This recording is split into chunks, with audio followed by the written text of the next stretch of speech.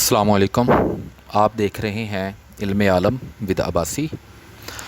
آج ہم حدیث نمبر 55، 56، 57 اور 58 پڑھیں گے۔ 55 ہے، حضرت ابو مسعود رضی اللہ تعالیٰ عنہ سے روایت ہے کہ نبی صلی اللہ علیہ وآلہ وسلم نے فرمایا، جب آدمی ثواب کی نیت سے اپنے اہل و عیال پر خرچ کرتا ہے تو وہ بھی اس کے لیے صدقہ بن جاتا ہے۔ اسی طرح حدیث نمبر 56 ہے، حضرت سعد بن ابی وقاص رضی اللہ تعالیٰ عنہ سے روایت ہے کہ رسول اللہ صلی اللہ علیہ وآلہ وسلم نے فرمایا، اللہ تعالیٰ کی رضا مندی کی خاطر جو کچھ بھی تو خرچ کرے گا اس کا تجھے اجر ملے گا، حتیٰ کہ اپنی بیوی کے لیے جو کچھ کھانا لے کے جائے اپنی بیوی کے منہ میں لقمہ ڈالنا بھی باعث اجر ہے۔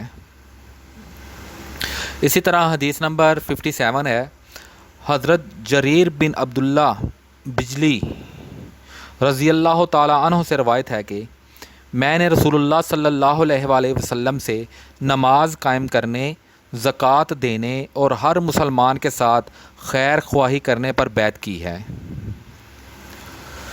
حدیث نمبر 58 ہے، جس دن مغیرہ بن شیبہ رضی اللہ تعالیٰ عنہ حاکم کوفہ وفات پا گئے، جو حاکم کوفہ تھے، وفات پا گئے تو جریر بن عبداللہ رضی اللہ تعالیٰ عنہ خطبے کے لیے کھڑے ہوئے اور حمد و ثناء کے بعد فرمایا، تمہیں اللہ وحدہ لا شریک کا خوف رکھنا چاہیے اور اس وقت تک تحمل بردباری کے ساتھ رہنا چاہیے جب تک دوسرا حاکم نہ آ جائے، اور وہ ابھی آنے والا ہی ہے۔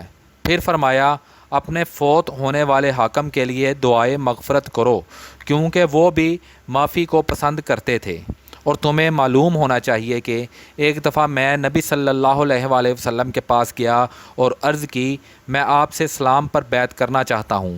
آپ صلی اللہ علیہ وآلہ وسلم نے مجھ پر ہر مسلمان کے ساتھ خیر خواہی کی شرط لگائی، تو میں نے اسی شرط پر آپ صلی اللہ علیہ وآلہ وسلم سے بیعت کی۔ اس مسجد کے رب کی قسم، میں آپ لوگوں کا خیر خواہ ہوں۔ پھر استغفار کیا اور ممبر سے اتر گئے۔ آج ہم نے حدیث نمبر 55، 56، 57 اور 58 پڑھی۔ اللہ تعالیٰ مجھے اور آپ کو سمجھنے کی توفیق عطا فرمائے۔ اللہ تعالیٰ آپ کا حامی و ناصر ہو۔ اللہ حافظ۔